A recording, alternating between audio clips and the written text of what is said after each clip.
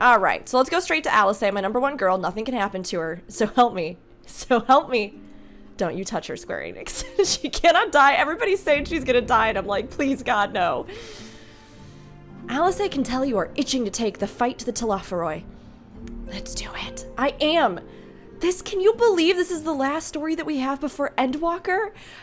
I think a little part of me hasn't wanted to do it because I just, like, I'm not ready, but I am ready. Shadowbringers has been so long, and yet at the same time, it's so iconic, and it was such a huge thing that saying goodbye to it feels, I don't know, it feels bigger this time. I don't know if anybody else has been feeling that same thing. I'm ready to let go, but also it's like that favorite book that you have, you just don't want to read the last chapter, you know, because you know it's going to be over at that point. And yet, November, a little bit of a wait. FanFest news has been amazing. There's been so much stuff. But it's kind of scary that this is the last thing before Endwalker, before our 10-year, 11-year-ish arc comes to an end. Okay, I can't even have feelings before we get into this. I have to keep it under control. We just got to do this. We got to voice act. Here we go. Ah, Valka, you're looking well. I take it you managed to squeeze in some rest. If you came hoping for tidings from Kryl, I'm afraid we're still waiting. But we do have some odd scraps of news to share. The exciting thing is that since the first part of this to now, we do know that Sherlion is confirmed, and yet it's super weird that Kryl wasn't in the video for that, or the trailer, anywhere, and also was not in the poster with the Scions, and so now I'm really fearing for Kryl, which I did not think was going to happen as of last time. My fear list is slowly adding on names here. Scraps, she says. Lunar primals have been popping up all over the place, but the Alliance has the situation well in hand, thanks in no small part to Hoary Boulder and the others. Meanwhile, talks with the Beast Tribes are going even better than expected. Encouraged by Uldar's progress with the Amalja, Gridania has opened negotiations with the Ixal, believe it or not. All of which is obviously very encouraging. But with the Telophoroi still out there, it's not as if we can afford to lower our guard. We must stay always alert. I've got my business outfit on, my business glam, the dramatic, edgy hood. This is my farewell to Shadowbringers glamour. It's a farewell, Warriors of Darkness.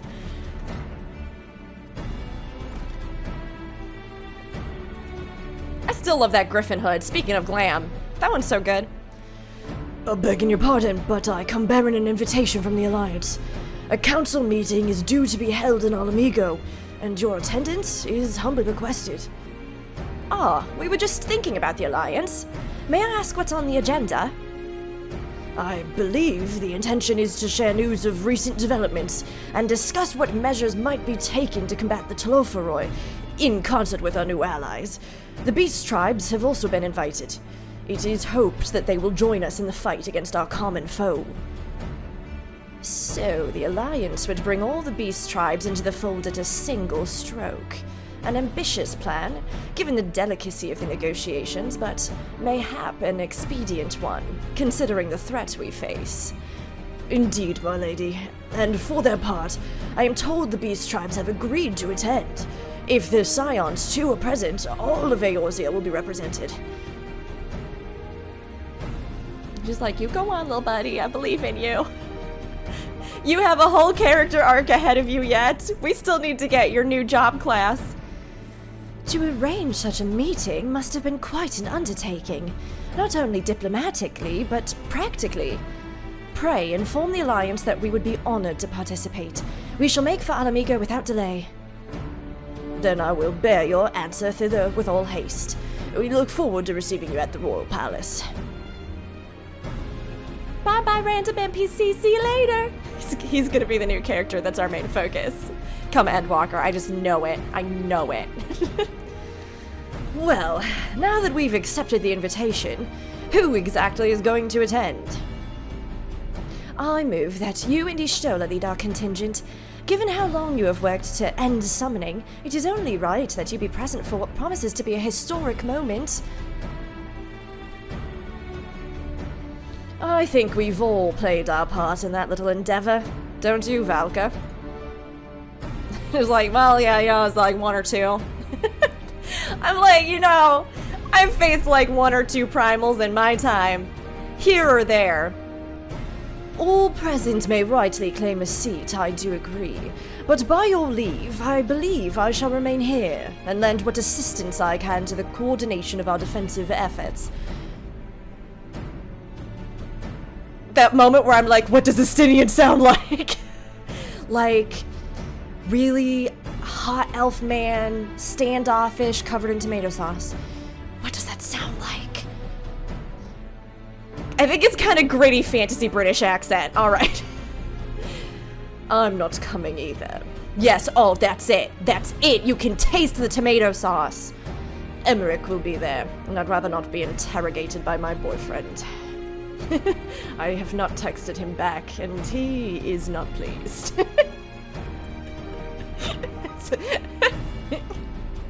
He's invited me to dinner 5 times, and I just haven't said anything. I realize that kind of makes me a dick. Sorry, back to Thancred. Very well then. While those with the mind to hold the fort get on with holding it, I suggest the rest of us make for Alamigo. Shall we? Pretty soon I'm not gonna be able to sing the guitar riff.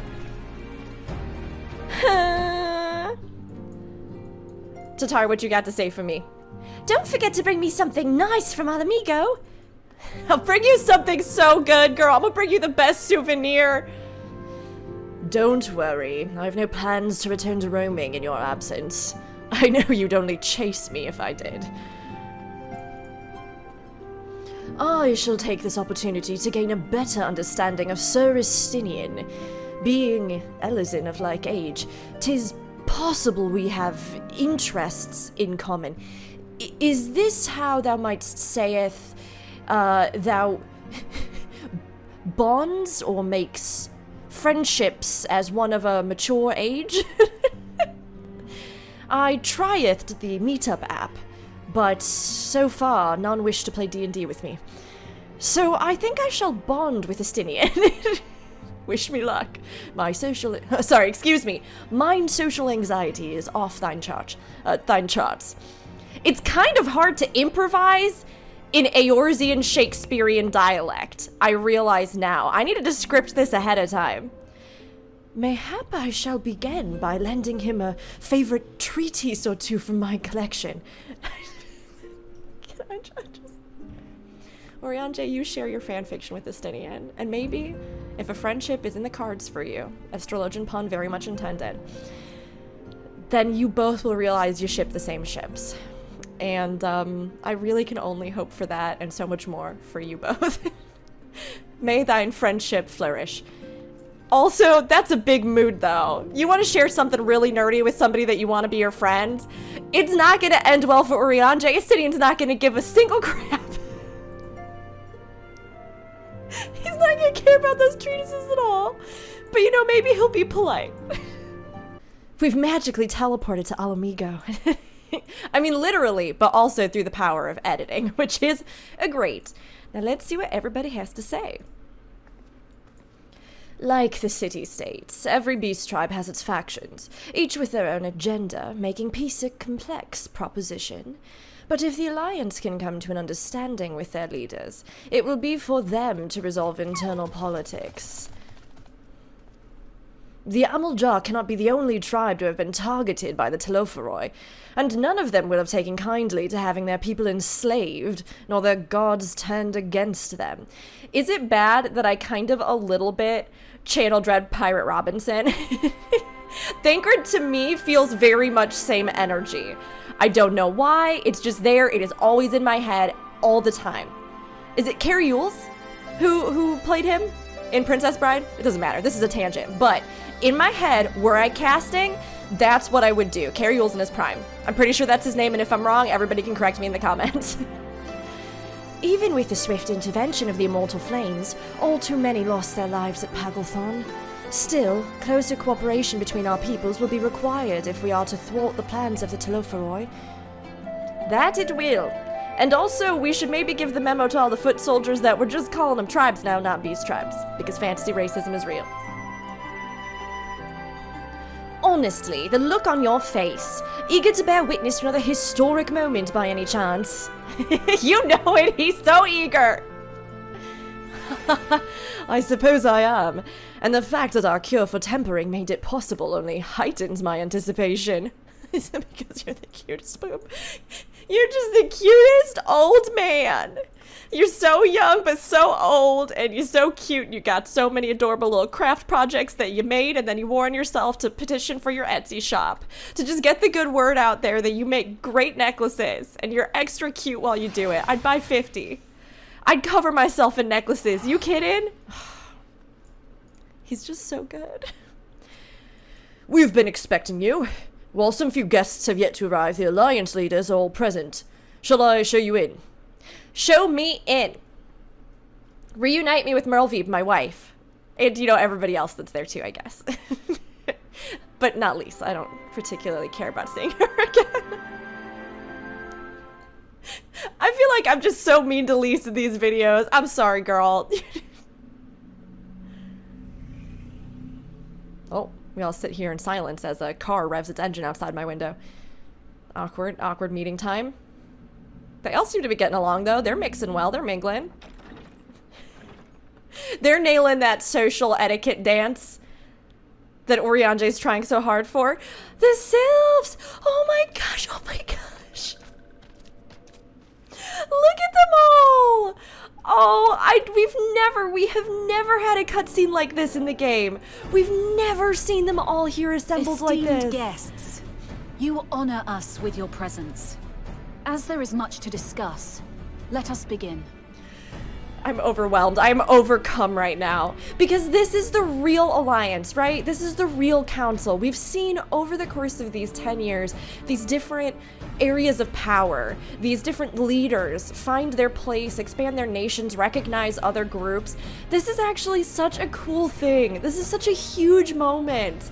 And it might not seem like it at first, but when you think back to ARR and now you compare it to all of these different groups being in this one room, what a huge journey of growth. Brethren you have, yes? Hear it we would.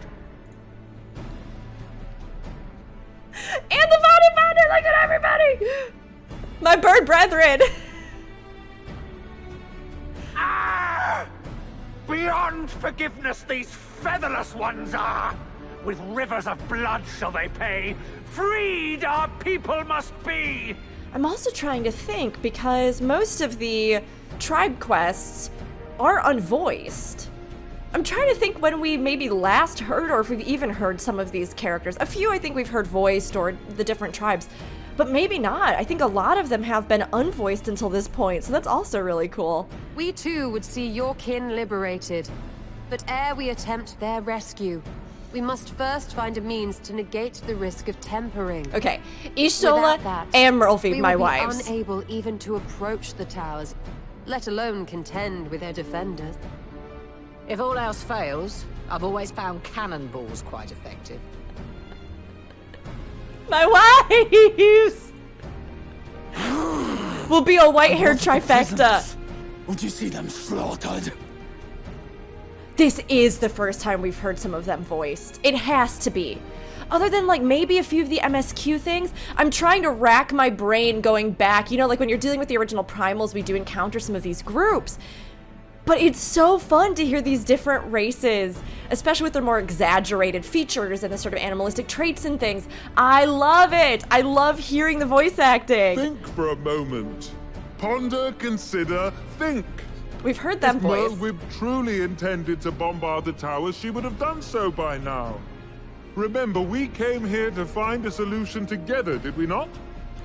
These two groups as well? Oh, I love it, because they've both come into contact with the Limzolomintans, obviously. Y'shtola spoke of defenders. I but offered a means to clear a path, should you require it. This is why it would be the perfect wife trifecta. Sorry, I know that's not the point of this cutscene, but isn't it actually the point of this cutscene?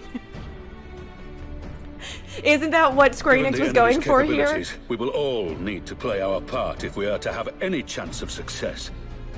For if any here should give less than their best, it will be to the cost of every living being on this star.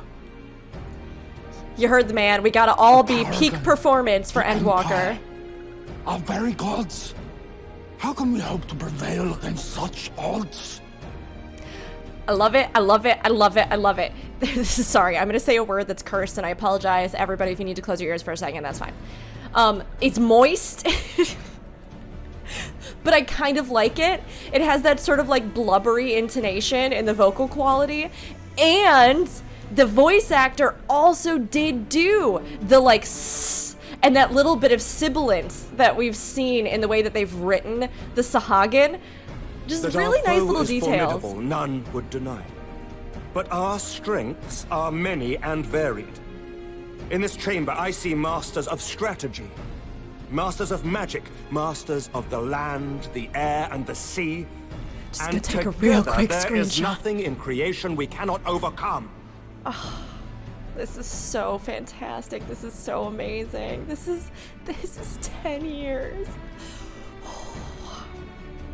of characters and grinds and tribe currencies and storytelling all gathered around one table. Wow. I'm just like looking at every single person. It's just amazing. It's just amazing. And now we get the scroll. They're all looking. Hey, everybody. I love you all. 10 years. It's been amazing. Hey, buds. Hey. So happy to take this journey with all of you. Or maybe not happy to take this journey with all of you. Or he's just like really excited. I beg your pardon?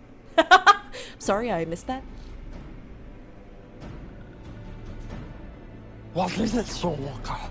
Do not express your passion thus. Do you not just like yell when you get hyped? Does that just And mean it is quickly without guilt, perhaps?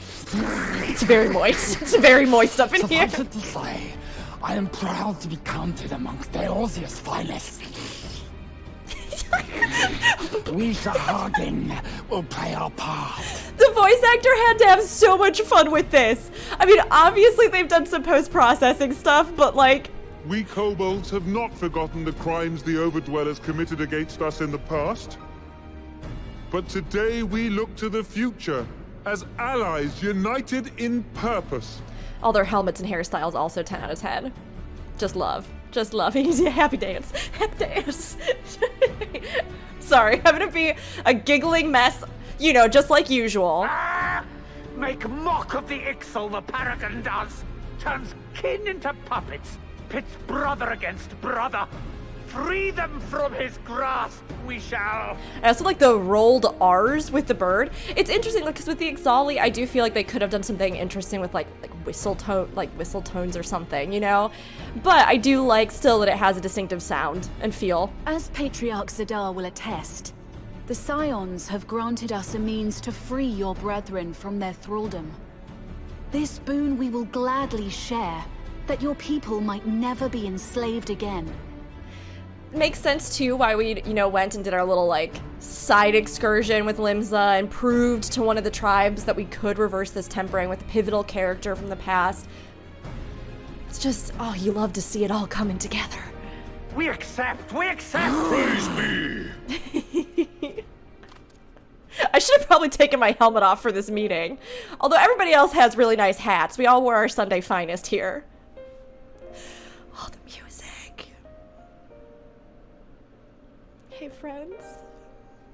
It's taken a while, but I do believe we might be one step closer to a world without primals. Would that Minfilia were here to see it? I'm just gonna cry a little bit this whole time, so everybody just prepare yourselves. It's just so emotional coming up on this huge landmark. Oh my gosh. We still have a long way to go, and we're going to need a lot more porksies. Gonna need so many more pigums. Oh, I cut her off. I'm sorry, girl. I'm sorry. I've just been too excited. Last patch and this patch. If I may have your attention, there is one other point I would like to raise. As we can all agree, freeing those held captive must take precedence over every other concern. Rescue people first, but also But make sure this experience can't has keep taught us going. that none save those with the capacity to resist tempering can hope to enter the towers unscathed. And even once inside, a still greater threat may yet await them. That which we call a primal. Needless to say, if we are to succeed, engaging with such foes can only ever be considered a last resort. We're gonna have to And deal with so it eventually. I move that we seek to prevent them from being summoned in the first place. Oh. What, like free all the people that are being used as fodder? Although many of them are already Both prayer contained. and ether are needed for the ritual. Should either one be denied, the summoning would fail. So we need to cut them off from their ether supply. Indeed. And so we must endeavor to discover the source of the ether on which the process depends. Do so, and it may present a way to halt the summonings, or perhaps even neutralize the towers entirely. I mean, unless they are like actually drawing the ether out of the bodies to use it as a force. But you'd still think that from what we've seen with like the tribes having to collect just huge amounts of like the crystals and things, that they would need more than just those bodies. Oh, there's a lot of people trapped in there. And things like dragons have far more physical aether, at least as far as we kind of understand it, than, you know, maybe I would think even a human or something, you know? So maybe it does also vary with the races? A promising proposal. While you are conducting your investigations, however, we will need to remain vigilant, lest the Telophoroi commit further abductions and summon primals ere we have the means to prevent them. I know I say that every time I see her, but I'm just over here like, I'm so proud of you. To stand a better chance of keeping our enemy at bay, we would do well to coordinate our defensive efforts, sending reinforcements to assist our neighbors when needed. Okay. Protect ourselves. We, Amalja, Bulk would have up. been overwhelmed were it not for our newfound allies. But say the word, and we shall come. I love it. I see we are all in accord. It's kind of interesting that we don't have a draconic representative here. I mean, obviously, it's hard to fit a dragon inside a building. Although, whether or not some of them can shift their size, you know, or if that's just Midgardstormer specifically, we know that they can change and that certain things seem to affect their ether and their development and their, you know, physical process. But, you know, we could have had maybe one of the more humanoid kin that was maybe previously an Ellison or something, or, you know, could have been a kin originally that was here to represent. Granted, we did get a whole lot of Tiamat last time, so I can't complain that much, but you know how much I love her, so. Even if her head had been stuck through a window, I would have been really excited. I submit that the honor of naming it should go to the scion whose brave efforts have done so much to unite Eorzea. What say you, my friend? Oh, you don't want me to do this. I'd take 2 hours in the CC. I have to go on a search. I have to look up 100 different names. I gotta Google it. I mean, yeah, I'll give it a try. Let's hope Ishikawa got stepped in here. The Grand Company of Eorzea? I would call it one moment, please. I mean, the Grand Company is fun. And that kind of also brings together those divisions between the grand companies and all that sort of stuff. I mean, it's alright. It's okay, I like it. It feels nostalgic. I would call it the Grand Company of Eorzea. But that's the name I... Oh, because of Alphinaud. Falca's like... A fine choice. I know, buddy. For there I know. is none here who does not love Eorzea. Aye, in that we shall ever be united. United in our gratitude for the realm that gave us life. As one grand company. Then let it be recorded that on this day, the Grand Company of Eorzea was born. Aww. Oh, no, you can't cry, Alphinaud. I'm gonna start crying. You guys, stop it. Stop it. Oh. Finally, those misguided How long dreams. have we dreamed of this moment? That Crystal Braves, all these things now that it's here, Oh, forgive me. Might we speak outside? All these things that he tried to do on his own, and now he realizes he can only do it with everyone and with everybody's cooperation. That the world isn't on his little tiny bony shoulders.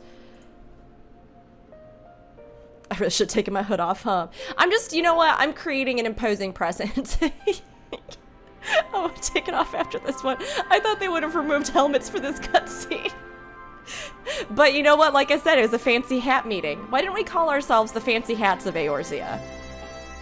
I think that would have been much better.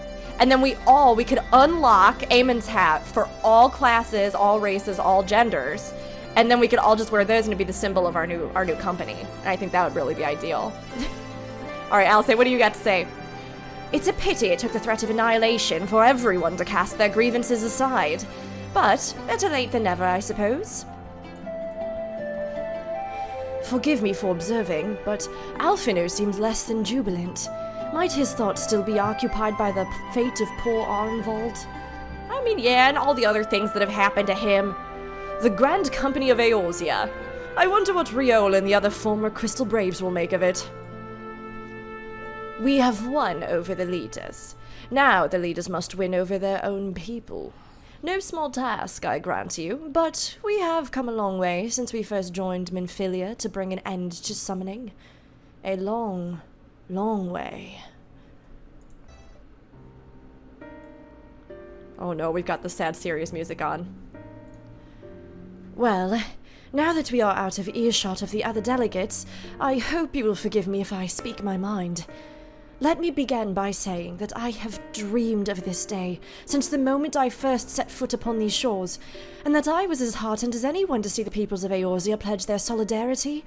Yet, even as they uttered their declarations, all I could think was the conflict to come, of the sacrifices that would be made and the lives lost, inevitabilities that I still struggle to accept. But at least now there is hope. The formation of the Grand Company of Eorzea is the first step, the first of many. Mysterious voice! Many and more! Oh, hey girl! Elder Seedseer, how might we be of service? I seek Master Alphinaud's assistance in a matter involving Gridania's neighbors, the Sylphs. I know that you and yours have long kept a weathered eye upon the crystal trade, the better to predict the coming of primals, and so you will be familiar with the Sylphs of the Ashcrown Consortium. Through their dealings, they have cultivated relations not only with the city-states, but many other communities besides. Communities such as the Beast Tribes. Just so. It is our hope that we may make use of the Sylphs' established lines of communication to coordinate the efforts of our new fellowship. Yet there remain certain practical differences between a trade consortium and a grand company. If the Sylphs are to perform their task effectively, they will require the counsel of one versed in the operational aspects of an armed force. An armed force founded with the self-same goal in mind, no less.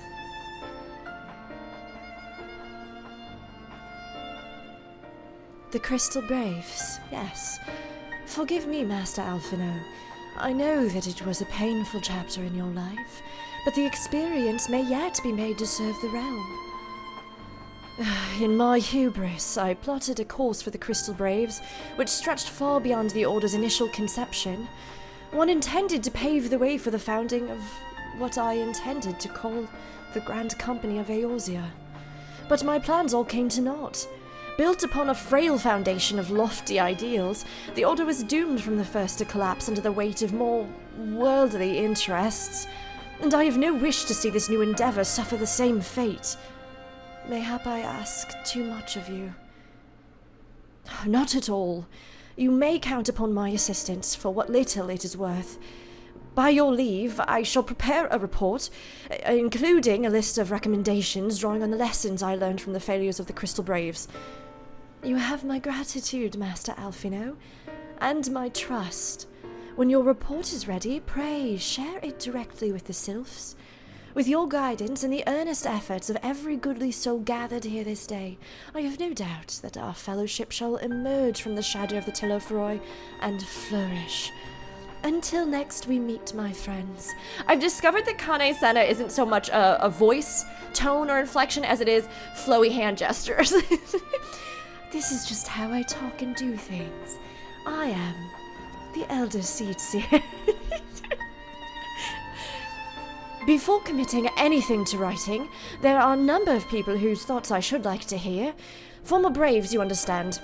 Might you join me in seeking them out? Well, I can't think of an excuse, so... no, still nothing coming to me. Yeah. It's kind of funny because I think that this chapter in the story, the Crystal Braves, right? It's painful to a lot of us, not just Alphinaud. There are so many things with it that just seemed like such blatant markers of, this is the literal worst idea you could ever have. Why would anybody allow this kid to do this? And yet, I always try to remind people, and I try to remind myself too, because, you know, I got sort of annoyed with it as well, and I like Alphinaud now, and I know not everybody feels the same, but I got there. But his legacy, or he and Alice's legacy, their grandfather, I mean, yeah, their whole family, their lineage, but particularly their grandfather, Louis, who was such a hero to the realm.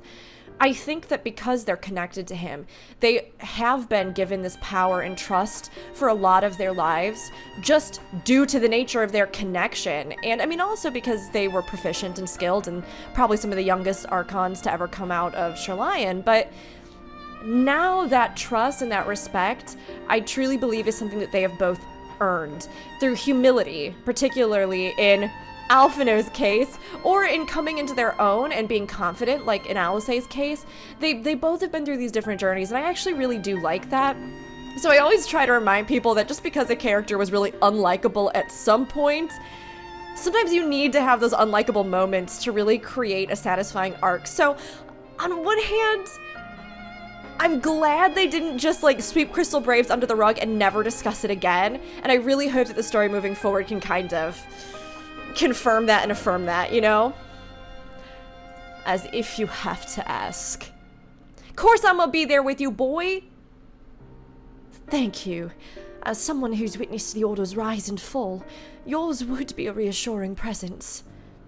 I'll join you.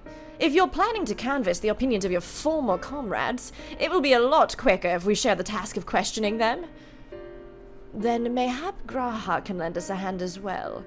I shall accompany Thancred back to the Rising Stones. Between us, I dare say we should be able to provide an accurate enough account of the day's events.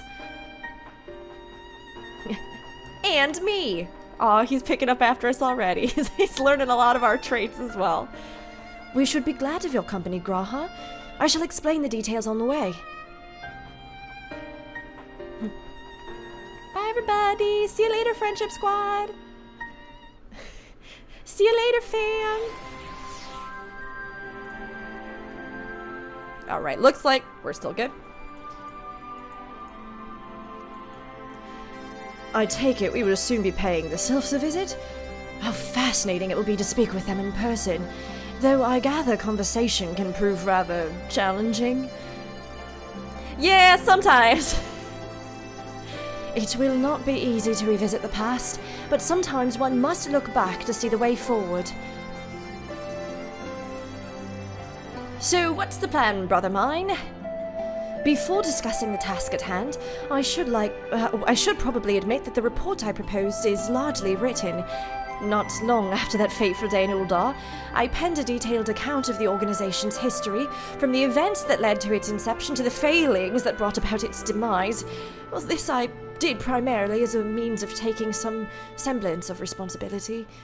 Never did I imagine that it might be later referred to by those seeking to form a similar organization.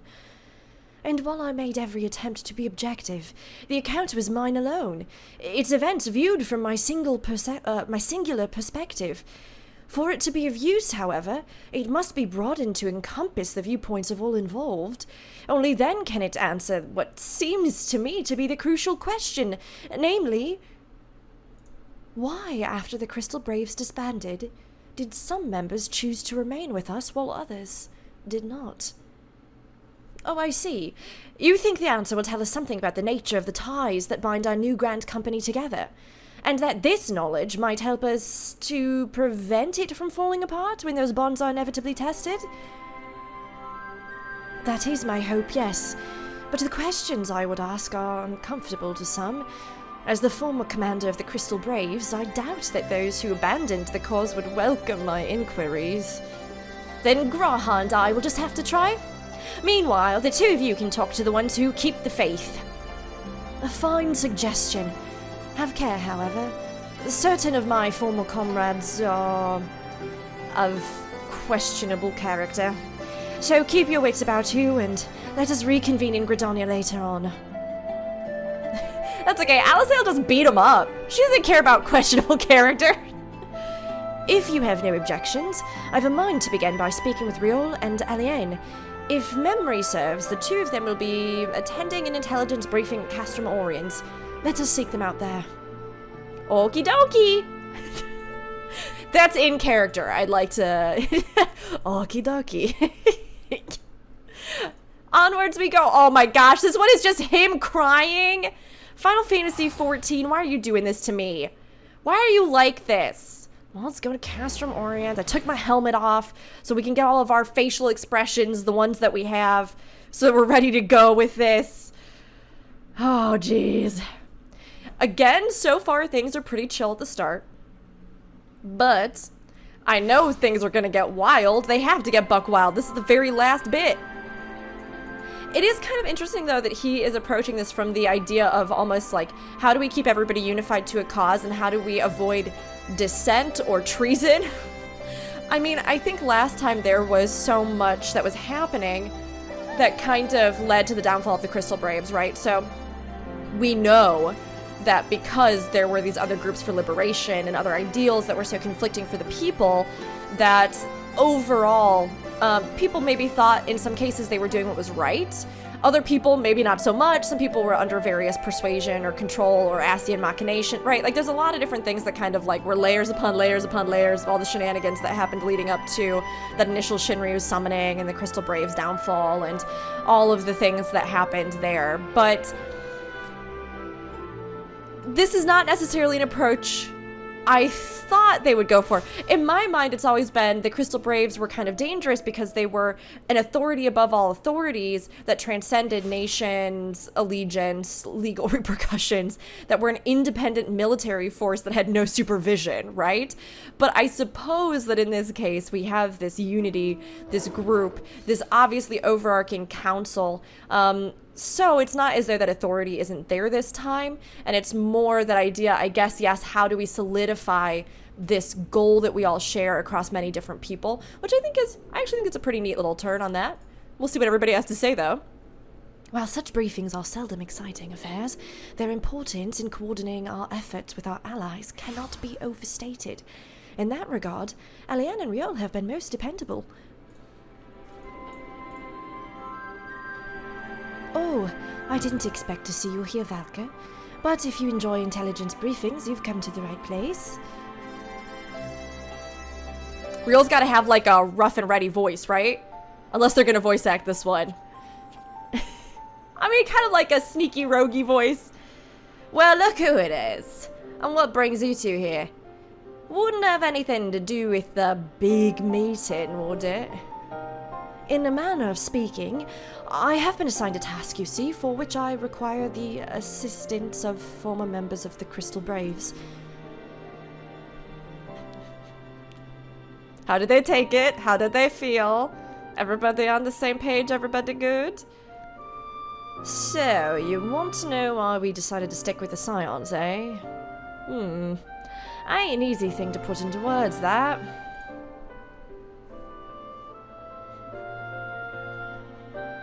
You can do it! As Riol will attest, I spent a long time agonizing over my failure to alert you to the traitors in our midst. For my negligence, I was captured along with many others, and we were powerless to prevent the tragedies that ensued.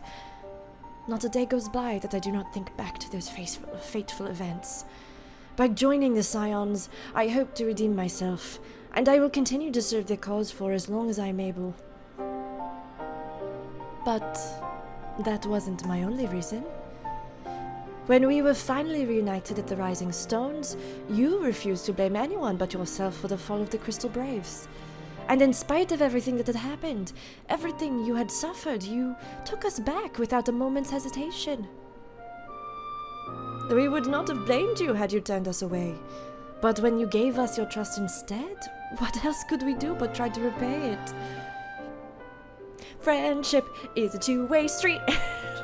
And if we all trust in return. I feel like this is a big lesson moment.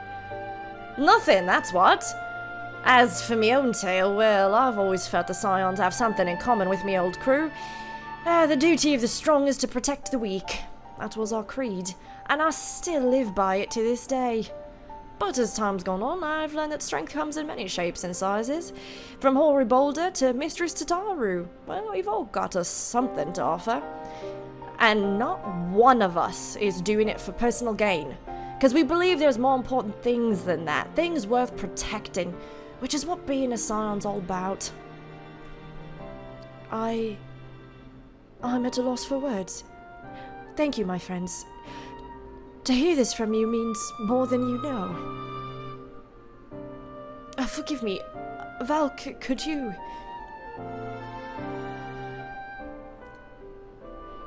give us your thoughts on the Crystal Braves. Why do you think Crystal Braves ended in failure? I feel like the failure one is too pointed.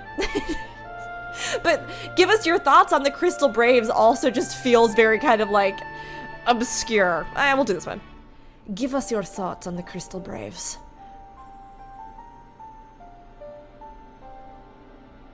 Well, as founding ideals were something to be proud of. But ideals alone don't make a crew. For every swab who signed up with good intentions, there was another who was only in it for the coin, the glory, or both.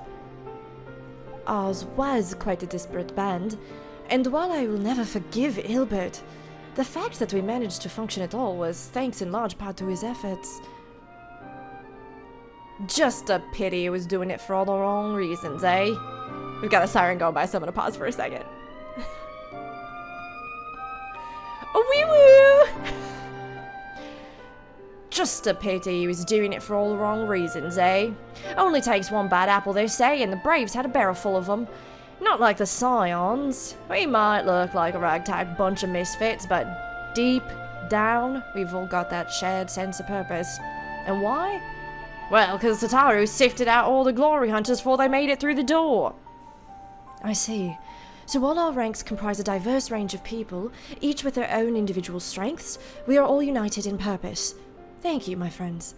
With your permission, I shall make a record of our discussion and refer to it when drafting my recommendations. Until we meet again. The company we keep. Aw, that's a good quest name. That's a good quest name right there. I've actually liked a lot of the quest names this time around. They feel as though they themselves are almost like the shorthand of the narrative journey, which I guess is true, but sometimes they're a little bit more obscure, things like that. After the company of heroes went their separate ways, I did try working on me own for a bit. And I'll admit, it was nice being able to pick my own battles. But if you want to make a real difference, you need to find a good crew and stick with them. Speaking of former Crystal Braves, I have not seen Amgus of late. Constantly away on missions as he is. I wonder how he fares. Alphinaud is keen to hear. Well, I think we have taken up enough of our colleagues' time, and I am conscious that less life-affirming testimonies await. Let us make our way to Gridania and hear what the others have learned. Does anybody else just get the urge to wave back? If I'm not gonna actually emote in game, I feel like I need to emote in real life. I need to actually make it happen. New Gridania it is. Here we go. Okay. I heard that this MSQ portion is a little bit shorter than others. So I'm like, I don't know. It seems as though we have had just kind of general ramp up, right? But at the same time, I mean, we've gotten, what, we've been to like an hour or something? I think most people were estimating that if you're just playing through on your own and you weren't voice acting and doing all the stuff that I'm doing, it's about like 2 hours roughly. Which is kind of surprising. You'd think, I almost would have expected them to bulk it up the opposite way, where they had the first part be a little bit shorter and this big like wham pow before we get the expansion. But if they felt like this was going to be a good, concise hunk of story, then I definitely appreciate that. And who knows, maybe the second half is gonna totally just blow my mind. I mean, already, it's just so great to see this grand company and have this little journey. And Alphinaud, I think, obviously is going to play a large role in sort of wrapping up his narrative in Endwalker. And we know that he's going to be Sage and all this kind of stuff. So it's interesting to see how they're going to take him from here to there. What is this next to, is the question. Oh, Lancers Guild. Should have gone there.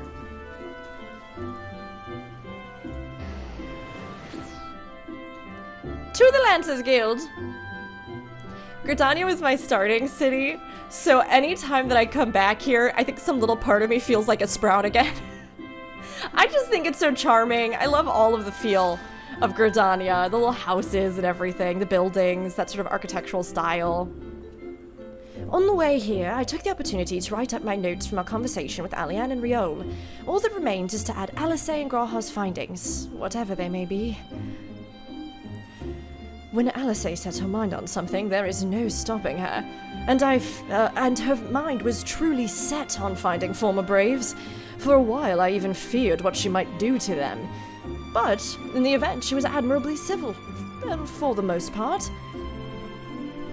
Thanks to Tataru's ever-dependable intelligence, we managed to track down a handful of former Braves without any great difficulty. Some were forthright, others less so, but we heard enough to form a picture. I must warn you, Alphinaud, some of their comments were harsh. I can well imagine, but their opinions are no less vital to my report. I seek the unvarnished truth.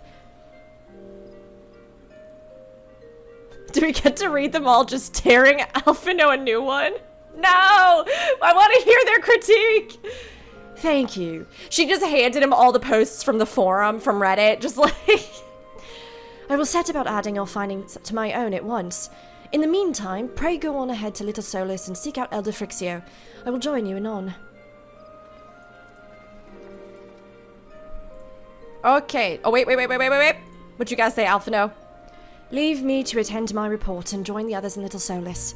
I shan't keep you waiting long. I know how playful the Sylphs can be. Okay, let's go. Yeah, playful's the word for it. I think it's fun. I actually did like those quests in the main story that sort of lead up to Ramuh, where you're doing the little illusion thing through the woods. That was just fun to me, even if it was maybe a little bit malicious. Like, is and isn't. Sort of the same with, like, Lydrodron and everything, and the pixies.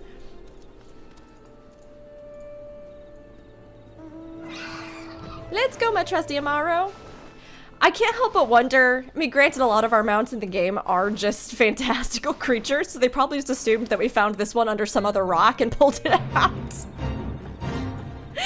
But I can't help but wonder what people think of the Amaros here. Now that I think about it, of the four of us, only you and Alphinaud have had any real experience in conversing with Sylphs. Still, it can't be that hard, can it? Well... Though I had the honor of sharing a table with Elder Frixio and Alamigo, I did not have an opportunity to speak with him. I do hope my studies have granted me a sufficient grasp of his people's customs. Graha, you're getting as bad as Urianger, both you with your notes and studies. You nerds! I love you. Oh, what voice am I gonna give the Sylphs? Okay, alright.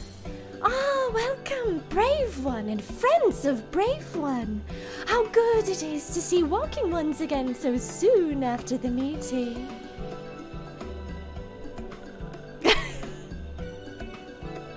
Wasn't that just like a meme? They were just trolling us? I'll do it anyway.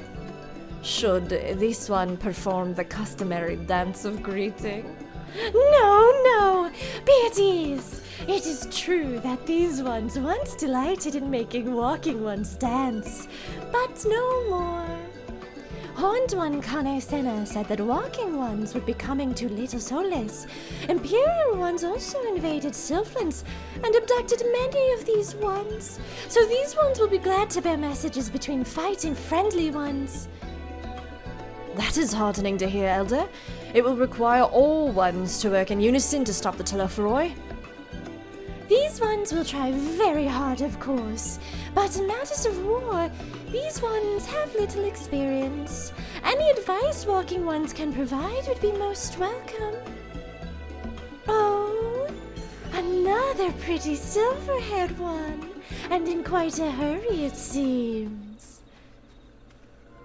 We got a lot of pretty silver-haired ones here. Why do you think I dyed my hair silver? She knows what's up.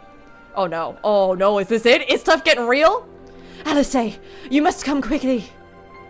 Whatever's the matter, Alphinaud? Don't tell me you couldn't read my handwriting. What? No, a twin adder officer accosted me as I was about to set out. Shalion has sent an envoy, who is due to arrive in Gridania at any moment. An envoy? Could it be that Croyle has managed to sway the Forum? We shall know soon enough, but there is more. The envoy has requested that the two of us attend the audience with the Elder Seedseer. Really? I can see why they might want Scions to be present, but us specifically... Wait. It isn't who I think it is it? It is. I could scarcely believe it myself. But when I inquired as to the envoy's identity, I was told that it was one Fourchenault l'Eveilleur. Your father? Well now, the fact that a serving member of the Forum had journeyed here would be surprising enough, but him? Quite. I glean from this that they are taking the matter seriously. That may be, but why him, and not one of the other 98 Forum members? Unless he volunteered for it. It has been some time since you last saw your father, has it not? Could it be that he is concerned for your well-being? Perhaps. But he has always been reluctant to discuss his work with us. Indeed. And whenever we write to our parents, it is invariably Mother who replies. Nevertheless, I welcome the opportunity to meet with him after so long, even if it is secondary to his true purpose here. Elder Frixio, loath am I to cut our visit short, but we must return to Gridania. Pray accept my apologies, along with my report. They're so cute. I love the Sylphs. Never mind. There will be time to talk later. This one won't keep walking ones from more urgent matters. Go. The audience will be held at the Lotus Stand, where the Elder Seedseer awaits even now. Let us be on our way.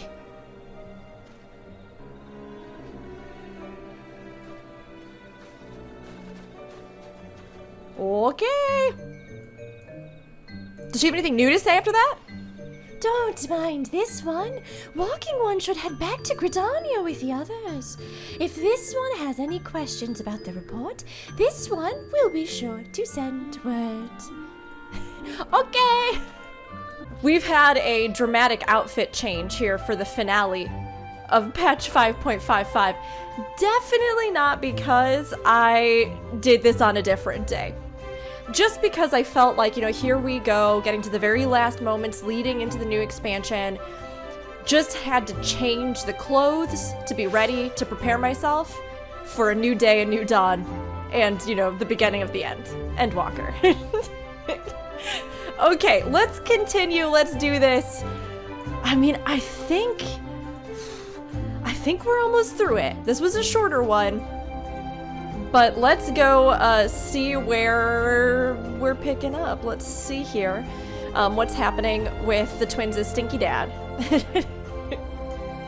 That man that I feel like I'm gonna love to hate. Or just maybe hate. Period. End of statement. End of story. Who knows? We'll give him a moment. We'll see. Welcome, Warrior of Light. The Elder Seedseer and your friends are waiting within. Thanks, Silent Conjurer? Are you really silent if you just talked to me? It's fine. You know what? It's fine. I guess my name could be like Silent Arrow. This is the first thing that came to my mind. And it would mean that I still was able to speak, Could just be a moniker. It's been a hot second since we were in here with everybody. This is exciting. This was my first starting. This was like my city-state, right? And I remember the first time that they ever let you in here, I took screenshots for like an hour and a half. I don't know if anybody else did. I like went over, I sat down very rudely in the background of the meeting, just like sat down by the water, you know, like trailed in my mind. I was trailing my fingertips through the water like, ah yes, look at me in this serene forest. Look at me in my starting city-state. And that's kind of the Gridanian energy, I think. Never mind some of the things Gridania does that aren't so good. And or a little bit fantasy racist. After all this time away, it will be good to see my father, even if it is at an official meeting. 99 may seem like rather a lot of members, but before the Forum was founded, every person of age in Sharlayan was given an equal say in its governance. Oh, interesting. That's an interesting little tidbit of Sharlayan lore there. So there's 99 people in the Forum, but at one point that was because, like, theoretically, every person of age in Sharlayan, I'm guessing that, like, maybe they were representatives of different groups, sort of deal. I guess maybe they could all just be like, have been randomly drawn or like randomly picked 99 people each time to try and like represent decisions. But then the Forum was founded, which seems like they probably now have something like elected officials or people who are very wealthy in knowledge and that kind of thing. Many of the institutions that are still active today were established by the people's vote, not least the Studium. As Alice and I were constantly reminded during our time there, it is an example of what can be achieved through absolute democracy. During my time in Sharlayan, I heard much of Fourchenault. He is a gifted speaker, known amongst other things for the uncompromising application of foreign policy. Known for being kind of a hard ass. My friends, I thank you all for coming so swiftly. Word of Master Fourchenault's visit took us quite by surprise. When the Alliance greeted Mistress Kryl permission... Excuse me, we'll go back, I misread. I was thinking in my head about how Kan-E-Senna sounded kind of like a very ethereal elven fairy, and then I stopped being able to read English. Word of Master Fourchenault's visit took us quite by surprise.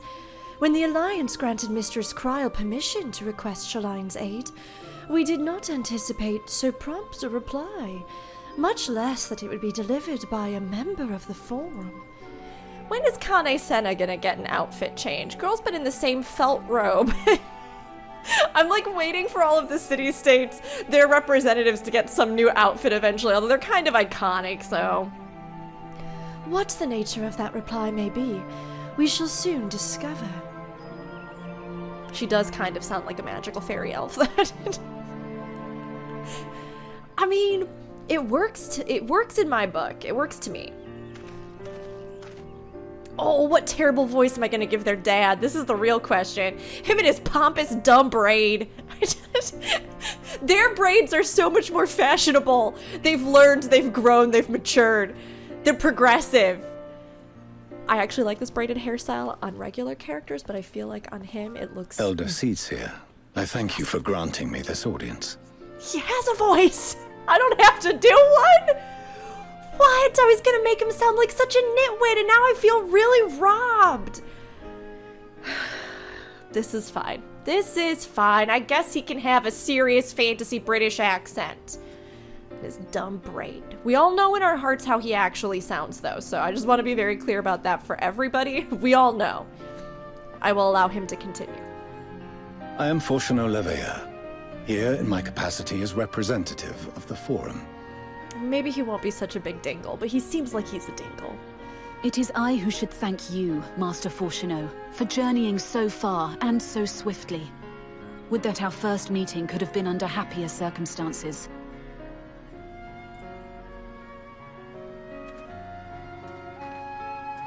Hey, Dad! It has been too long, Father. You look well. Super awkward. Hey, we're here too, Dad. Hey! Love how you don't respond to any of our letters and only Mom writes us, hey, Dad. As do you both. Amelians will be glad to hear that you are taking care of yourselves. Their mom's name is Amelios. That's cute. How is Mother? She misses you terribly, of course, but is otherwise a picture of health. Okay. You haven't said a word about being happy to see them. Circumstances apart, I'm grateful that our meeting has afforded me the chance to be reunited with my children at long last. Okay, all right, okay, And I believe I all also right. owe you thanks for the hospitality you showed my father, Louisois, during his sojourn in Eorzea.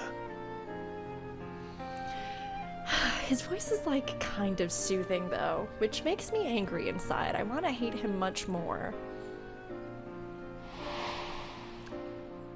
All thanks we owe to him. In the days prior to the 7th Umbral Calamity, it was your father's tireless efforts which granted us a means to vanquish the Primals.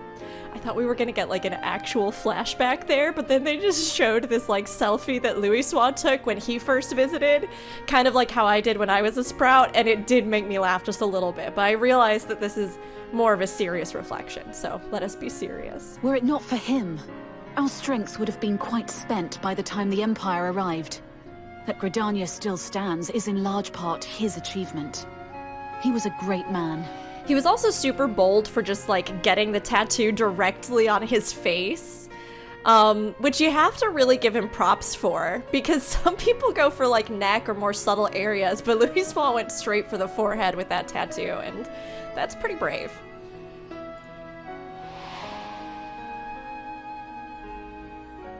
He would doubtless have been moved to hear you say so. I must confess, however, that I opposed his decision to intervene. And my position remains unchanged.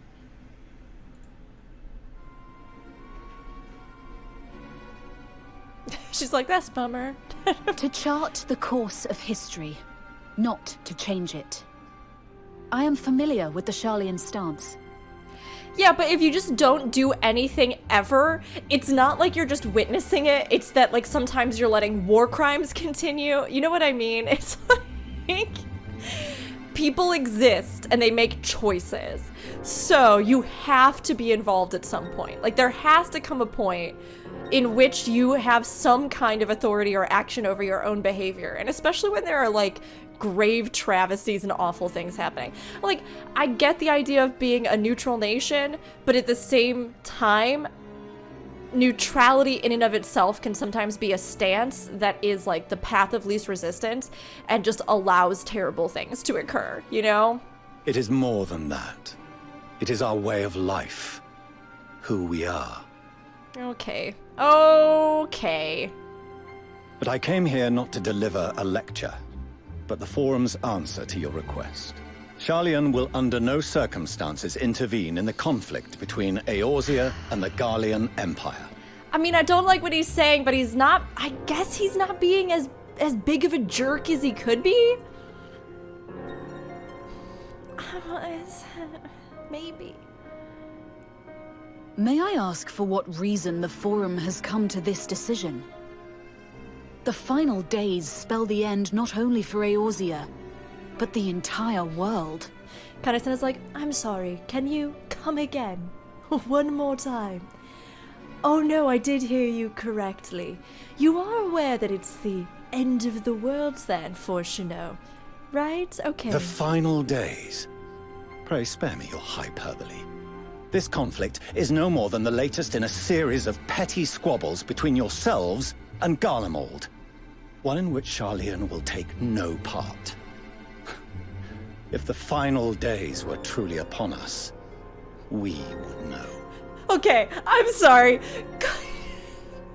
Calling a nation that is, like, invading and slaughtering thousands upon thousands of people and or conquering nations and bringing them under imperial rule and oftentimes making of them indentured servants or second-class citizens, I don't know if I'd call that petty squabbles, Fourchenault. I think I might have some different words to use for that one, which you should too, considering that, I don't know, you're from Sherlion, so aren't you basically a walking dictionary?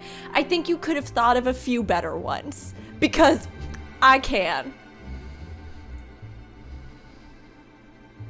Father, you must ask the Forum to reconsider. Graha was thinking what I just said. You may feel safe on your little island across the waves, but if you imagine the Telophoroi will leave you be, you are mistaken. They mean to kill us all, themselves included. Alphinaud is right. We have seen what the enemy is capable of, the lengths to which they'll go. This is no time to turn a blind eye. If Eorzea falls, so too will Sharlayan. So if you truly love our homeland, you will join us. Now, before it's too late. Look at them standing up to their dad. I'm so proud. I thought you knew better than to raise your voice to your elders. Get out! It seems I was wrong. Get out! Wrong to ever let you leave, Sharlayan. I consoled myself that your time abroad would instill in you some hint of restraint, of discipline. Yeah, well, Fourchenault, they thought too that, like, the years apart would make you less of a dick, but it turns out it didn't. But I see now that Eorzea has made fools of you both. Have you forgotten why it was that I so vehemently opposed your grandfather's departure? Okay, there it is. Now I'm starting to feel the hatred I was expecting. His only solution was to go to war. Well, sometimes you done gotta fight. Devastation, ruin. Even those who claim victory are scarred for life. What prize could ever justify such sacrifice? It's like, Fourchenault, I get it. I'm having a lot of feelings during this cutscene. It's like, I get it. Yes, warfare is not a good thing. Diplomacy is by far a better action. There are so many things that are better actions, right? But we have tried many times to do a diplomacy with Garlemald, and it has not worked. So if an army marches into your country and starts slaughtering the people, you can't just let them die. You know, like, you gotta try to defend yourself, I guess. I mean, like, all of this is not to say that I personally condone the, like, huge machine that is warfare, but at the same time, it's like, you have to stand up sometimes and defend things from those who would use might as their only recourse, you know? It's always, I don't do it. It is the duty of the learned to avert such tragedy. By fanning the flames of war, you forsake all you once held dear. Maybe it's better that their dad never writes. Also, I put my helmet back on again. It's okay. It works in this particular case because Valka would be making such a stink face at this man that he probably would have left before the meeting had even started. Okay. Ooh, this is tough. Better to fight and fail than wait for the axe to fall. I like all these lines. They're all very good. To ignore the plight of those one might conceivably save is not wisdom. It is indolence. It is in your power to save us. Refuse and you condemn us all. Me as a player, I would say to ignore the plight of those one might conceive. Like, conceivably save is not wisdom, it's indolence. That's what I would say. But I feel like Valka would just be more like, better to just kick ass and take names. That's kind of where she's at, you know? It's kind of who she is. So I think we're gonna go for that one. Oh, but this one is good, but we're gonna go for this one. Better to fight and fail than wait for the axe to fall.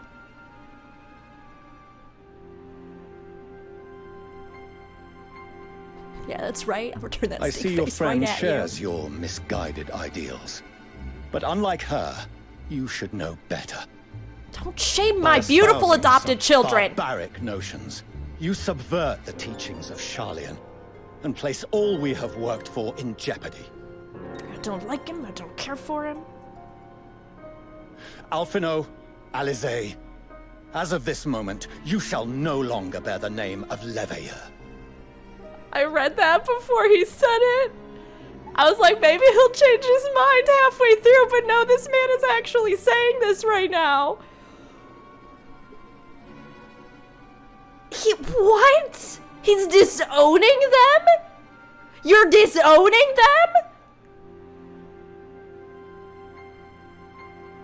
Fine, you know what? I will re-own them. They can be mine. If you don't appreciate them. Also, by the way, I think your wife is gonna have some feelings about this, and I doubt that this man even consulted with her, but if he gets home, and he's like, yeah, so I did go to Eorzea, and it does turn out that our children are disappointments, and I did disown them. She's gonna be like, I'm sorry, you did what, dear? No, actually, scrap that. You did what? You don't deserve dear right now. Is he really gonna do this? Father. How you choose to live your lives is no longer my concern. If you wish to walk the path of ruin, I will not stand in your way. Is he really this big of a jerk? Master Fourchenault, while Sharlayan may have no intention of intervening in this conflict, we can still part as friends. No, we cannot, Will you not Kan-E-Senna. stay and speak with us, that we might learn of Sharlayan's hopes for the morrow? I have said what I came here to say. Any further discussion would be meaningless.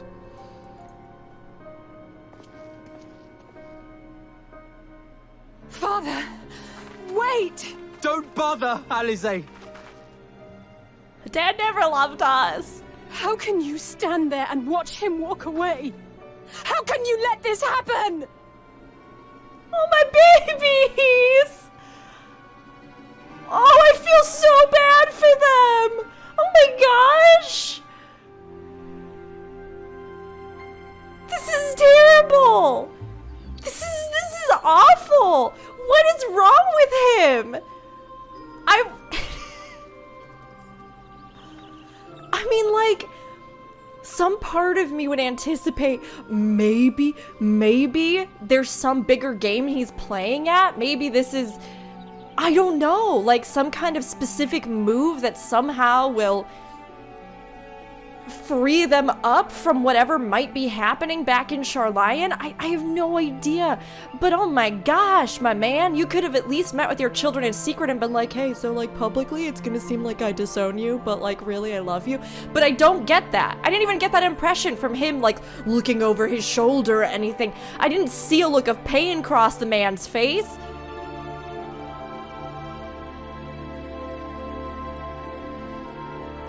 Okay, alright, I'll clean up this man's mess. I'm gonna, I'm just so upset for them. That sucks so bad. Oh, these poor babies. Okay. It was not so very long ago that we had a friend and neighbor in Sharlayan, and so I clung to the hope that she might yet lend us her strength. But when she forsook Dravania, it would seem she forsook us all. In order to avoid conflict with Garlemald, the Forum went so far as to order the abandonment of an entire city-state. Their refusal to aid us now is, I am sorry to say, entirely consistent with their historic position. I mean, yes, so what they're referring to here, for anybody who doesn't know, Idleshire, which is in the Dravanian hinterlands, which you might remember from way back in Heavensward. The settlement and sort of endgame settlement that we kind of rebuilt and that the goblins have now moved into and all these other people have moved into was once a, like, city-state of New Sharlayan, kind of, where we have the actual homeland, Old Sharlayan, which is what we've seen in the, you know, news and bits and pieces here or there for stuff that's coming up for the game, right? But they had made this sort of colony that was, I think, more connected to kind of mainland issues and things like that. But when Garlemald started to invade, rather than fight or rather than be in this conflict or anything like that. They just abandoned the city-state and pulled out and went back to Old Sherlion. So we don't really know exactly what led to all those decisions. We didn't know if it was just because they felt like there was no hope of winning and they wanted to spare civilian casualties. But it's sounding like now it might have been some kind of thing where they were just like, well, it turns out that if we're gonna be at war with someone, like, we can't do that, so bye-bye. And they just left, which is kind of garbage. It's like a little bit of garbage there. Is it we who walk the path of ruin? Time will tell. Baby, I'm so sorry. Can I please hug them? Please let me hug these children. Please, Final Fantasy XIV. So that's what you came here to say. That we're all fools for having the temerity to defend ourselves against the Telophoroi. And as for the rest... Like it or not, this was the Forum's decision. To watch from afar while Eorzea burns. Father was but the messenger.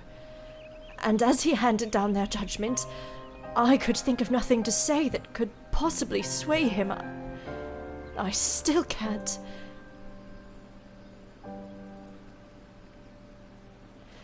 To have prolonged the discussion would have changed little, for it is not only Master Fourchenault who must be persuaded, but the Forum as whole. Their decision was made ere your father crossed the sea. Nor is it like to be changed, and so we shall face the Telophoroi without their aid. Forgive me, but if they had no intention of helping us, then why would they go to the trouble of sending an envoy in the first place? Why did they not simply keep their counsel, as they are wont to do? Is me? Hold on. Valka, has Master Fourchenault arrived yet? Oh, then it is as I feared. My efforts were in vain. I pleaded our case to as many Forum members as I could, but they flatly refused to discuss the matter. No, that's not exactly true. I should rather say that they ignored every word I said on the subject, without exception. It was almost unnerving. Could it be that they are hiding something from us? That might go some way to explain Master Fourchenault's performance. When he said that they would know if the final days were truly upon us, I dismissed it as pride. But what if they genuinely believe that they know how the world will end, and simply disagree with us about the circumstances? I mean, I guess that would maybe justify having a complete non-intervention clause, right? Like, if you knew the only threat that truly mattered, and you knew how things were going to actually end, probably a lot of the interim would seem inconsequential, but I mean, even so, loss of life is loss of life is loss of life. Suffering and persecution, you know what I mean? It's like saying, oh yeah, I could try to intervene and stop this terrible thing right now, or I could wait 50 years because I know in 50 years the terrible thing will end. It's like, maybe you should do it now? Like, but I guess it would make sense, or if they thought there was some role they specifically had to play so they had to keep themselves out of it. That I don't know, but something tells me they are not as unconcerned about the Telophoroi as they claim. If the threat weren't real, why else would they be so standoffish and secretive? I would very much like to delve deeper into this, but I'm afraid I've exhausted every avenue of inquiry. Nor have I fared any better with my other mission, researching Hydaelyn in the Ethereal Sea. I tried enlisting the help of experts in the field, but it appears that the Forum has forbidden anyone from cooperating with us. Obstructed at every turn. So it would seem. But don't lose heart just yet. With all the knowledge and acquaintances we have between us, we can still find a way forward. To that end, I would like you all to join me here, when the time is right, of course. I am aware that matters in Eorzea stand on a knife edge. I don't know if you can hear the siren going by my window in the background, but that's what's happening right now in Eorzea. It's not great. But with your permission, I can at least start making the necessary arrangements. Okay, I mean, yes. Please do. I'm going to come kick their asses personally. So please, find me a hotel room to use as a base. I've been a little spicy during this cutscene, but it has me riled up. This one and the last one. Excellent. Obviously, keeping Telophroy at bay must take precedence, but with luck, you'll be able to make the journey to Sharlayan ere long. It may take a while to secure entry for you all, but I'll let you know when everything is in order. Look after yourselves in the meantime, won't you? Your speculations give me cause to hope. Yet if these seeds will bear fruit, I cannot say. While it is possible that Sharlayan hides some secret truth from us, there can be no certainty that its exposure will prompt in them a change of heart. And so, for the present, we must needs confront the plight in which we find ourselves. The Form has refused our request for aid, and it falls to us alone to contend with the Telophroy. Even with all of Eorzea standing united, there is no guarantee that we will prevail. What does Sharlayan intend to do if we fail?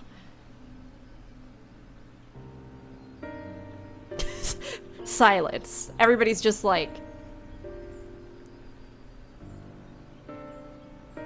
I don't know, bud. I don't know.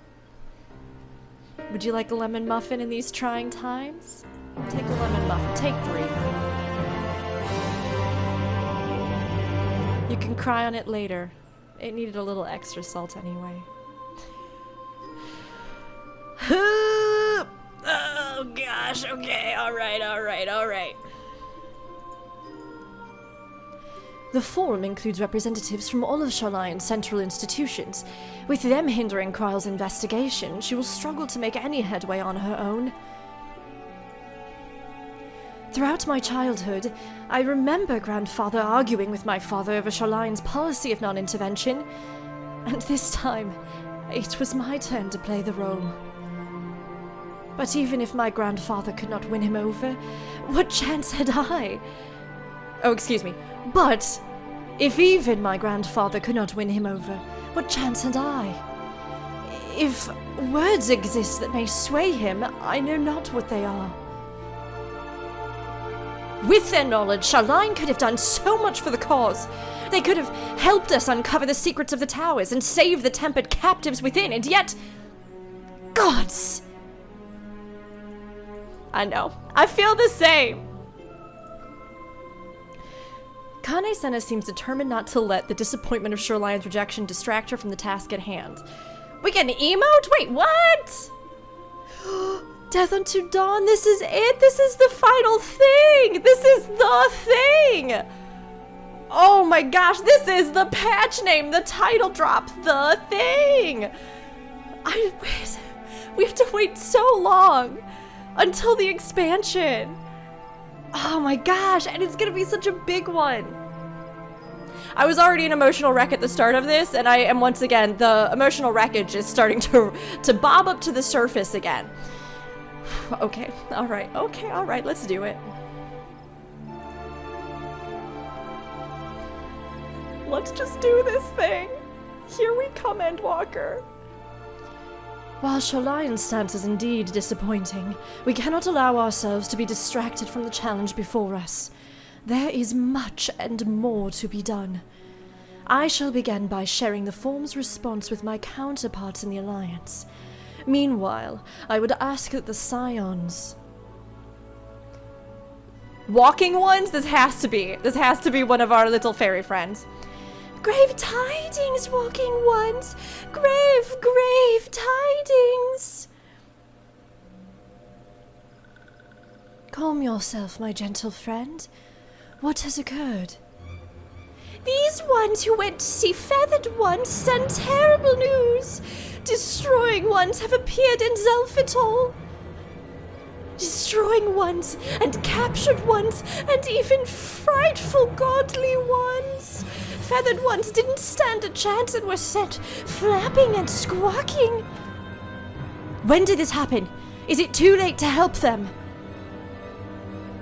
Too late, yes, much too late. But luckily destroying ones were only passing through and continued on west. Feathered ones who did not fight were left unharmed. West. That would be Kurthis.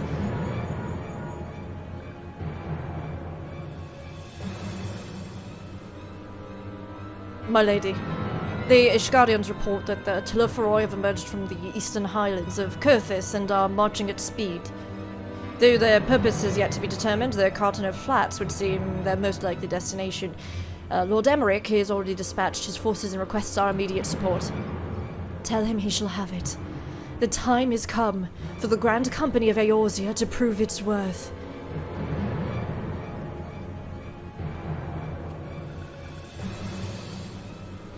Well, mayhap it is a mercy that we do not have time to stew upon our misfortunes. Come, my friends, let us make haste to Cartano. Oh, Cartano is where it's all gonna go down? Oh, I mean, it's so appropriate, but it hurts so good. Wait! This one almost forgot!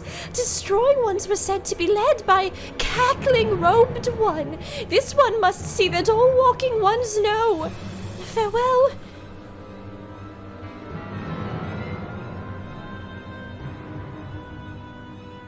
Daniel. I'm sorry. Fanny Pack. Who else? It was only a matter of time before that grinning maniac showed himself again and pulled all his tricks out of his fanny pack. I shall have an airship ready to bear you to Cartano. Pray, see to your preparations and report to the landing with all haste. At once, my lady. Let us away.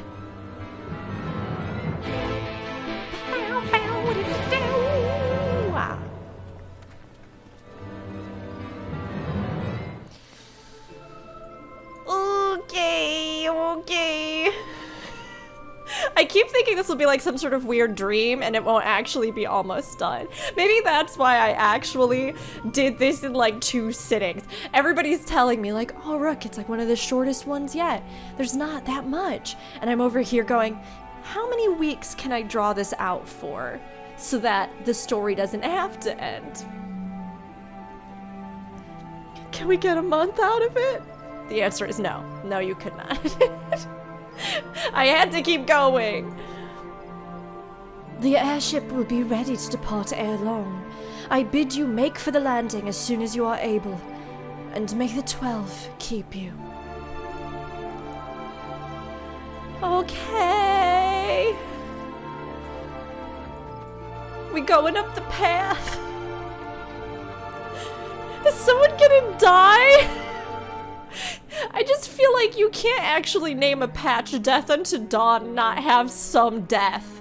You know? Otherwise, why not just be like, parental disappointment unto dawn, or the crippling realization that my parents will always let me down until dawn, or being exiled from the people who should have cared for and protected you, like a familial unit until dawn. Because really, that's the biggest thing right now that is just right here in the forefront of my mind. That's kind of where I'm at personally. Fredoma! Come on, this'll only take a moment, alright. Valka, it would seem Fadola here has come all the way to Gridania to find us. I have explained the situation, but she insists her business is urgent. Aye, and it'll be over sooner if you shut up and come with me.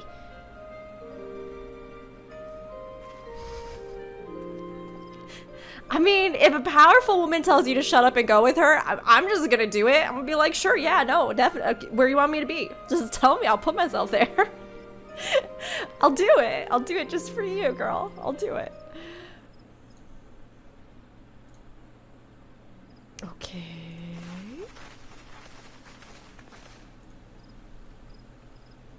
Oh no!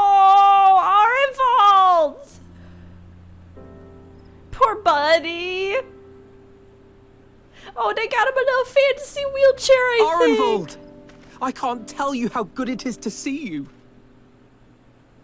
How you doing? He came all the way from Ul'dah?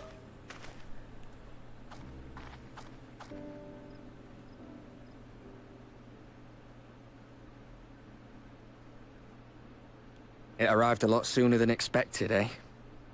The day I craned my neck up at you.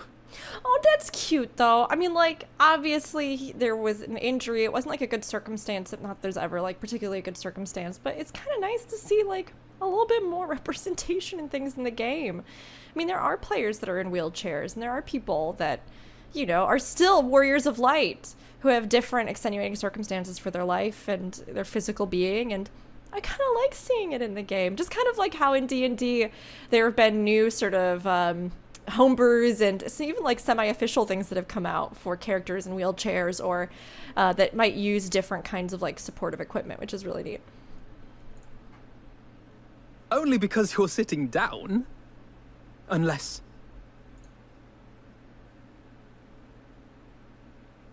Afraid so. The chirurgeons say I may never walk again.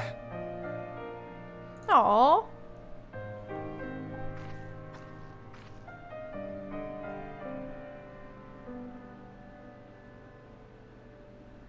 You can still do so much good, though.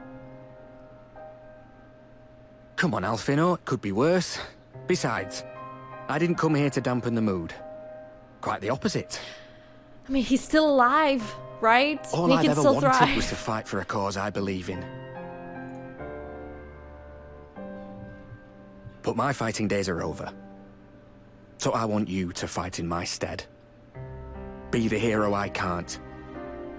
I like that while he was in the hospital, nobody wiped the face paint. I mean, maybe it's a tattoo, but it looks like a paint. You'd think they'd take it off his face. I am no hero. Oh, you are. You are a hero. That's what they all say, though. No one ever calls themselves a hero. Even the ones who eat primals for breakfast. It's for others to decide.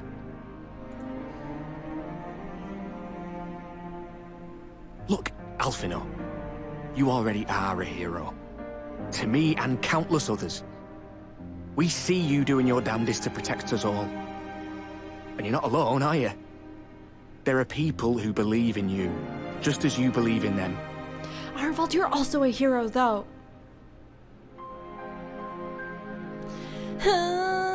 Okay.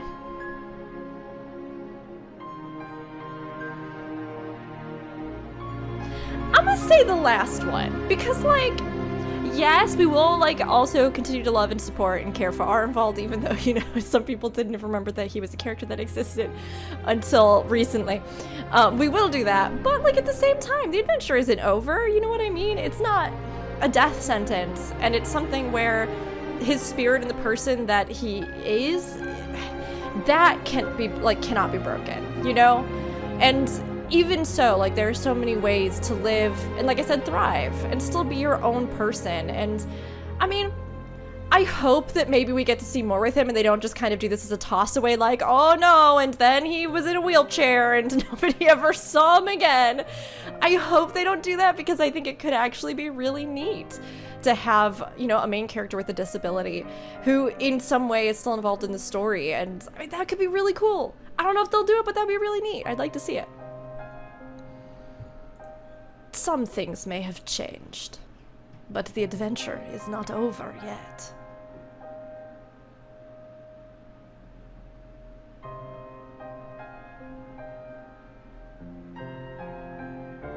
I know what's at stake, and how many people are depending on you.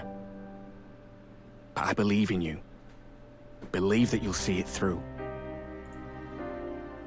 That's why I'm entrusting my dreams to you. Like Albert and Owley once entrusted their dreams to me.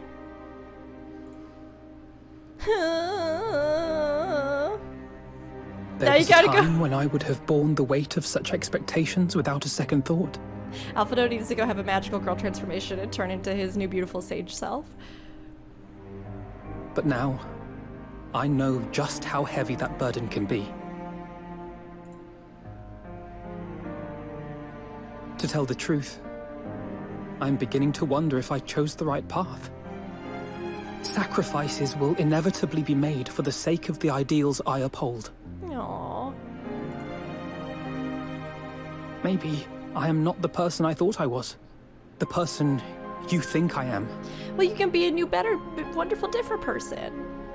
I mean, we all change. We change how we define ourselves and how we relate to ourselves and how we grow as a person, you know?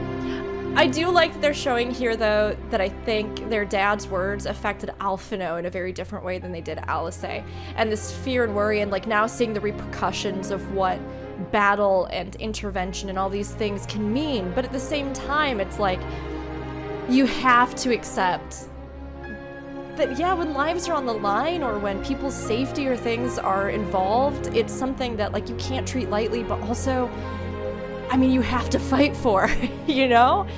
And Arenvald fought for it, still fights for it. I wouldn't presume to tell you. But I will say this. In spite of everything, you've come this far. That reminds me a lot of the Undertale line. What is it? Despite everything that's happened, you're still you, or something like that. Oh, in spite of everything, you've come this far. That kind of, I don't know, it just, like, it hit me in a very similar way where it's like, we forget how many obstacles we overcome. We forget how far we've already walked the path, you know? And what that's meant in our lives as we have continued to persevere and fought on even in the hardest times, you know? But when you look back and you realize just how far you've come in spite of so much, it's such a victory. And it might not always feel like it, but it is such a victory. I really like that line. The road ahead might not always be clear, but you've never been one to give up or take the easy way out. And everything you do for others. For a brighter future. I'm proud to call you my friend. Arenvald came all this way just for a really much needed pep talk. I've said my piece, so I'll let you go. I know you've got more important things to be doing. Just give what I've said some thought, all right? Oh, thanks, Arenvald. Appreciate you. Thanks for sharing your feelings and thoughts.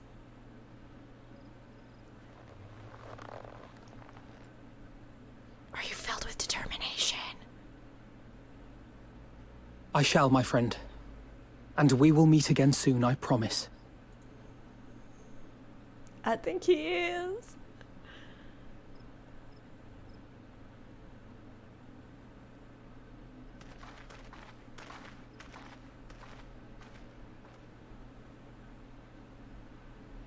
Nothing left for me to do but wave and smile. Arenvald, there's way more than that. You just gotta find out how you're gonna do it. You've got a pretty narrow view of what it means to be a hero. Do you know that? Fourchenault's like, you're my hero. Don't make me say it. You think they're all forged in the fires of battle? That it's all about being brave and killing villains? Alphinaud and the others will carry on their fight. But theirs isn't the only one.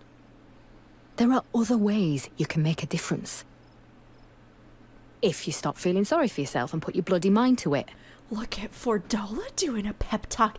It's like the circle of pep talks right here. Fourchenault, you learned it good. You did a good thing. There's not much chance of me living the quiet life with you around, is there? Oh no, I kind of shipped them a little bit. And I was hoping to ship myself with Fourchenault. If you're content to twiddle your thumbs thinking of what might have been, that's your lookout. But I reckon you've got some fight left in you. And I reckon you might be right. If there's a way I can still help my friends, I'll bloody well find it. Yay, good, yes, good, yes, good. That was very well done, Final Fantasy XIV. Good job pooping. You did it, very good.